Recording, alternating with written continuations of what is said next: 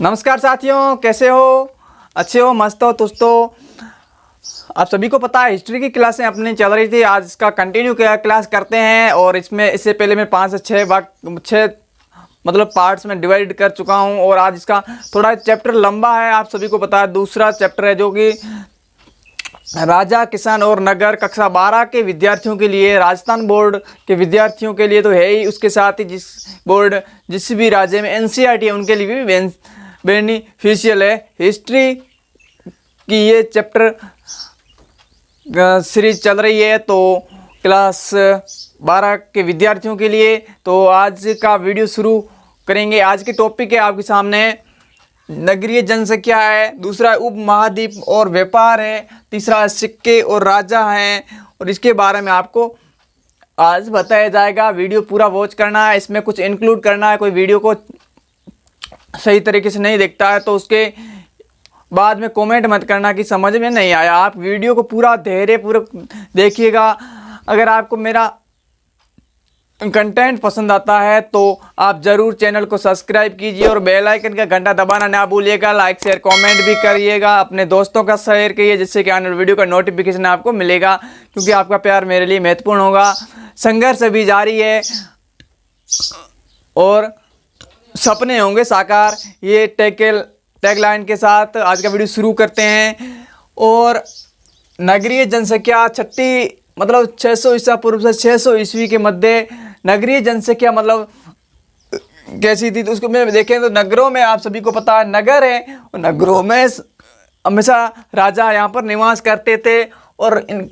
और नगर क्या थे, एक प्रकार से किलेबंद थे। किलेबंद मतलब चारों ओर से घिरे हुए थे। ठीक है, आपको नोट्स के साथ ये करवाई जा रही है क्लास। कहीं बीच में बोल देता हूँ तो आपको वो भी नोट डाउन कर लेना कि ये आपको पॉइंट इसमें ऐड करना है। ठीक है, उसके और ये नगरीय जनसंख्या, इसकी जानकारी हमें पुरावशेष जो भी होते हैं से प्राप्त यहाँ पर मिलती है। ठीक है, और पुरावशेष मुख्य रूप से कौन कौन से थे, उसमें मिट्टी के बर्तन थे। इसके अलावा की बात करें, इसके अलावा आपको इसके अलावा देखें तो आपको थालियाँ थी। जो थालियाँ थी, थालियाँ एक उत्तर कृष्ण मार्मिक पात्र भी कहा जाता था। जो थालियाँ होती थी उसे उत्तर कृष्ण मार्मिक पात्र भी कहा जाता था। और इसका प्रयोग है वो आप सभी को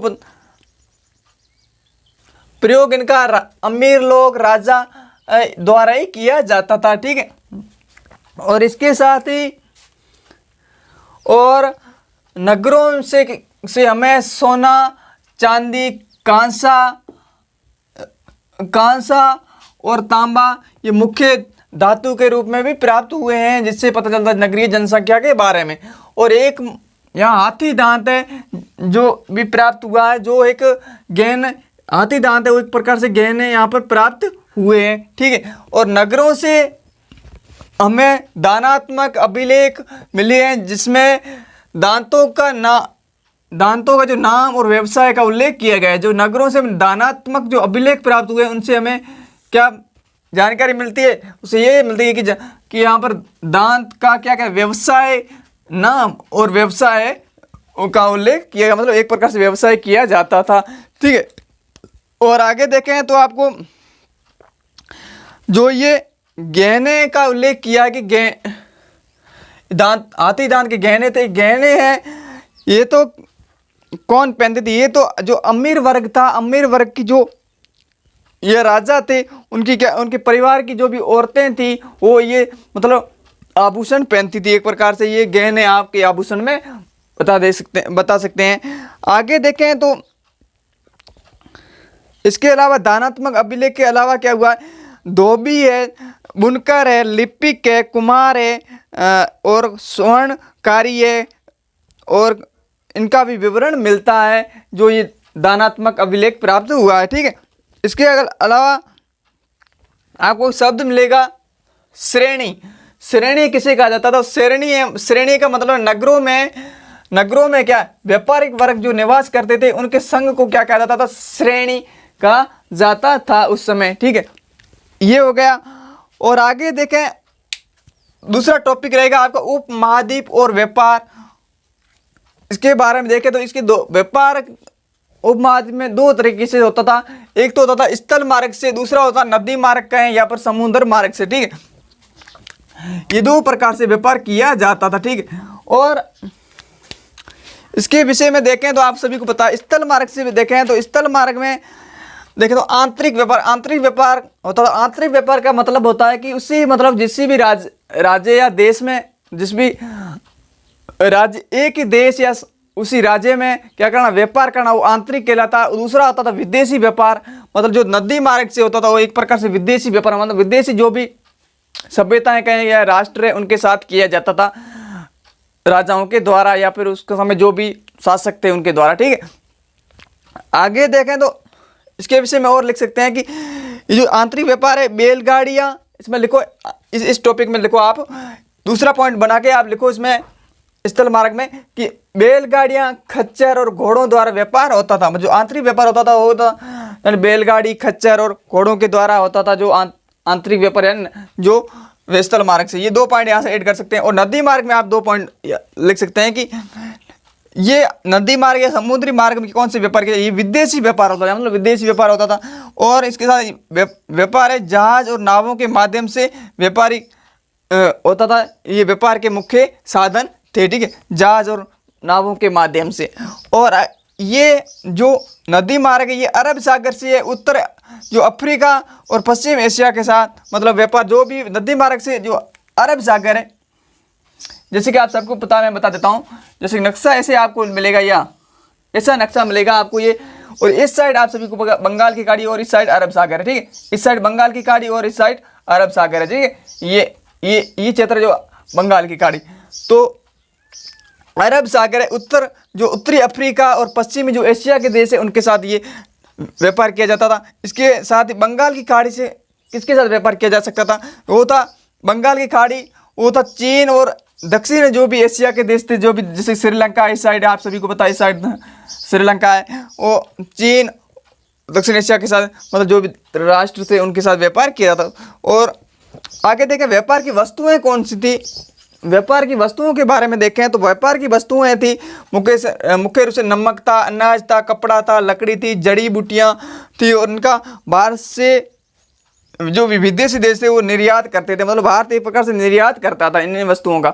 और एक आप सभी को मुख्य रूप से देखें तो ये होती, इसके अलावा मुख्य रूप देखें काली मिर्च है, मसाले हैं, ये सबसे ज़्यादा है वो देखें वो है रोम। मैंने यहाँ पर इस शब्द भी लिखा है रोम। रोम एक मतलब सभ्यता थी, उनके साथ मतलब भारत मतलब इनके शासकों के द्वारा मुख्य रूप से काली मिर्ची और मसालों का व्यापार किया जाता था भारत से। ठीक है, भारत के द्वारा।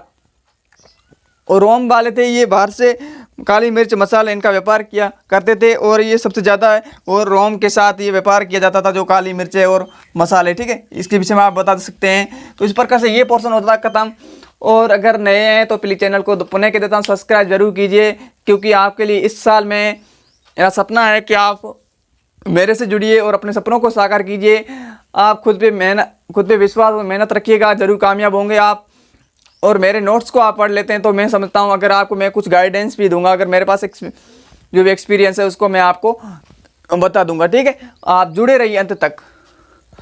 दूसरा सिक्के और राजा, तीसरा पॉइंट डालो सिक्के और राजा, ये दो पॉइंट हो गए। ठीक है, आपको पहले ये विवरण दो प्रकार से देना है, उसके बाद में ये आपको ये व्यापार वस्तुएं डाला ये, उसके बाद में आपको लिखना है ये टॉपिक कौन सा, सिक्के और राजा। सिक्के आप सभी को एक शब्द आता था मुद्रा शास्त्र। मुद्रा शास्त्र किसे कहते हैं, मतलब एक शब्द है किताब में मुद्रा शास्त्र, आप देख लेना अगर किसी ने नहीं देखा तो। मुद्रा शास्त्र का मतलब होता है कि मुद्रा शास्त्र, मुद्रा शास्त्र का मतलब है सिक्कों के अध्ययन को ही किया जाता है। सिक्कों का जो अध्ययन किया जाता है उसे मुद्रा शास्त्र कहा जाता है। ये आप यहाँ से लिख सकते हैं। ठीक है, इस टॉपिक में जो मुद्रा शास्त्र के आगे ये मुद्रा शास्त्र टॉपिक लगाओ, उससे आगे लिख लो। और सिक्कों की बात करें तो एक आध सिक्के का मतलब है, आध का मतलब होता था मतलब घात करना, मतलब एक प्रकार से एक पंच मार्क होता था। पंच मार्क मतलब आज के तो पंच मार्क की मतलब माने गए, मतलब उस पर एक प्रकार से उनको ठप्पा लगा दिया जाता था आज सिक्के के रूप में, मतलब उनको एक चिन्ह होता था उन्हें, उनका एक, जैसे कि आप बात करें सिंधुगढ़ सभ्यता की या फिर जो भी शासक का था उसका एक चिन्ह होता था, प्रतीक होता था। तो वो उस जो इस आज सिक्के थे वो अपने अपने शासनकाल में अपने अपने जो शासक थे उन्होंने जारी, जो जिन्होंने भी जारी किए उन्होंने अपना एक निशान बनाया था एक प्रकार से। ठीक है, तो ये देखें तो आज सिक्के हैं और भारत में सबसे पहले सिक्के जारी किए, सबसे पहले जारी करने वाले कौन थे? वो थे उस समय के राजा और धनपति। और कौन था? वो था आपने व्यापारी वर्ग। यानी ये जो भी आज सिक्के मतलब आज सिक्के भारत में सबसे पहले आज सिक्के जारी किए गए। उसके बाद में आप लोग जारी करता कौन थे आज सिक्के? क्योंकि वो था उस समय के जो राजा थे, धनपति थे, जो व्यापारी लोग थे, वो ये जारी करता थे। ठीक है, और जो ये सिक्के थे एक प्रकार से लेखविहीन थी। लेखविहीन का क्या मतलब है? आप सब बता देता हूँ। लेखविहीन का मतलब है इन पर क्या होता था, केवल एक प्रकार से चित्र बने हुए थे। मैंने पहले भी बता दिया, चित्र एक प्रकार से बने हुए थे। और ये लेखविहीन आप यहाँ से लिख रहे हैं कि एक प्रकार से चित्रहीन, मतलब चित्र के बिना केवल चित्र बना हुआ था। और आगे देखें तो जेम्स प्रिंसेप के इन्होंने जो आज सिक्के हैं जो भारत में सबसे पहले जारी किए गए थे उसको उन्होंने पंचमार्क कहा। पंचमार्क क्यों कहा? एक प्रकार से एक चिन्ह होता था पंचमार्क, मतलब एक प्रकार से ठप्पा होता था, उस पर वो लगा दिया जाता था, वो उनको उन्होंने पंचमार्क कहा है। ठीक है, और पंचमार्क की संज्ञा दी और बनावट की, और किसके आधार पर दिए? वो बनावट के आधार पर, जो इसकी आज सिक्कों की जो बनावट थी उसके आधार पर उन्होंने ये पंचमार्क की संज्ञा दी। और सिक्कों का उपयोग है, आखिर सिक्कों का उपयोग कहाँ कैसे किया जाता था, उपयोग कहाँ किया जाता था, वो बात करें तो उपयोग आप सभी को बताइए व्यापार और विनिमय। आप लिखो इसमें इन मतलब इन सिक्कों का मतलब सिक्कों का उपयोग है मुख्य व्यापार व विनिमय के लिए किया जाता था। एक आपको आज सिक्के के बारे में बता दूं। आज सिक्के आगे टॉपिक है वो बात करें तो वो आप सभी को पता है सिक्कों का उपयोग यहाँ तक हो चुका है। सिक्कों का उपयोग है व्यापार और विनिमय के रूप में किया जाता था। ठीक है, यहाँ तक आप लिख सकते हैं। उसके बाद में आप लिखो भारत में सबसे पहले सिक्के सोने के सिक्के हैं यूनानी शासकों यहाँ पर इंडो ग्रीक जो शासक थे उन्होंने जारी किए। ठीक है, और इसी प्रकार आगे लिखें हिंद जो यूनानी शासक थे वो तो सोने के सिक्के चलाए, ये लेख युक्त सोने के सिक्के थे। मतलब हिंदू यूनानियों ने जो सोने के सिक्के चलाए या जारी किए थे वो एक प्रकार से लेख युक्त यानी लेख से युक्त थे। ठीक है, आगे लेकिन आप देखो ये सोने के सिक्के दूसरी शताब्दी में जारी किए गए, जो यूनानी शासकों ने जारी किए थे, इंडो ग्रीक जो भी शासक थे। और आगे देखें तो भारत में सबसे पहले सोने के सिक्के तथा सबसे ज़्यादा सोने के सिक्के तथा भव्य सोने के सिक्के गुप्त शासकों ने चलाए। और आगे देखें तो सबसे पहले या शुद्ध की बात ज़्यादा है, सबसे पहले शुद्ध सोने के सिक्के की बात करें तो वो कुषाण जो शासक उन्होंने चलाए यानी जारी किए। तो इस प्रकार से ये आज की क्लास मैं समझता हूँ यहाँ पर एंड करूँगा। छोटी छोटी आपको क्लासें दे रहा हूँ, इतना बोरिंग टाइप नहीं दे रहा हूँ, अच्छा कंटेंट है, कोई कॉम्प्रोमाइज़ नहीं किया जा सकता। आपको पूरी क्लासें वॉच करनी है, जैसे कि मैं लिखवाता भी हूँ, कुछ ऐड करवाता हूँ, तो आप उस प्रकार से अपने आप को एडजस्ट कर लें और क्लास में अंत तक जुड़े रहें। और एग्ज़ाम तक आपको मैं ज़रूर प्रिपरेशन पूरी करवाऊँगा और सिलेबस आपको पूरा करवाया जाएगा हिस्ट्री और पॉलिटिकल का। कल आपकी पॉलिटिकल की क्लासें आएगी क्योंकि कुछ समय से व्यस्त था किसी काम में, तो अब पुनः आपको पूरा समय दूंगा। क्लासें स्कूलें भी स्टार्ट हो चुकी है, स्कूलें भी जाया करो। उसके बाद में आपका ये जो मैं वीडियो बना के देता हूँ आप अपने नोटबुक्स में नोट्स बना लो। उसके बाद में आपको कुछ मेरे पास जो एक्सपीरियंस को भी मैं आपको शेयर करूंगा कि आपको अगर ये नोट्स बना लिए इसके अलावा आपको क्या करना चाहिए। तो उसके बारे में आपको अगर राय जाननी है तो कमेंट ज़रूर कीजिएगा कि आगे और क्या करना है। तो इस चैप्टर में एक और वो भी 7-8 मिनट में आपका ये 2 टॉपिक बच रहे हैं, यहाँ से कुछ ऐड नहीं कर पा रहा था तो आपको उस क्लास में मैं भेज दे दूँगा। तो आपका कल ये वीडियो इसका भी चैप्टर ये कंप्लीट हो जाएगा। अगर आपको मेरी क्लासें अच्छी लगती है तो अपने दोस्तों के साथ शेयर कीजिए। चैनल पर नए हैं तो चैनल को सब्सक्राइब कीजिए और बेल आइकन का घंटा दबाना ना भूलिएगा, जिससे कि वीडियो का नोटिफिकेशन मिलेगा। लाइक शेयर कमेंट कीजिएगा। मिलूंगा नेक्स्ट वीडियो में। तब तक के लिए जय हिंद, वंदे मातरम। संघर्ष अभी जारी है, सपने होंगे साकार। तब तक के लिए जय हिंद, वंदे मातरम।